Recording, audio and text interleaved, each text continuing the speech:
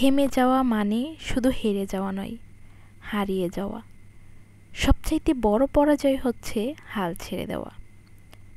ছেড়ে দিয়ে কখনো জেতা যায় না, ধরে রেখে এবং লেগে থেকে হার জিত নির্ধারিত হয়। আপনার প্রতিটি শিক্ষা জীবনে কোনো না কোনো কাজে লাগবে। নিরন্তর শেখা মানুষকে ধৈর্যশীল, পজিটিভ ও আলোকিত করে। একটা কথা জানেন তো, প্যাশন ইজ পাওয়ার। লাইফে আপনার অনেক বাধা বিপত্তি আসবে, অনেক ধরনের সমস্যার আপনি সম্মুখীন হবেন, বাট নেভার গিভ আপ। কখনোই হাল ছেড়ে দেওয়া যাবে না। সবসময় ধৈর্য সহকারে এগিয়ে যেতে হবে।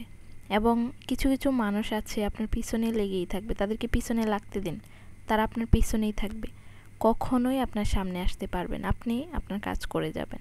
আসসালামু আলাইকুম, আল্লাহ হাফেজ।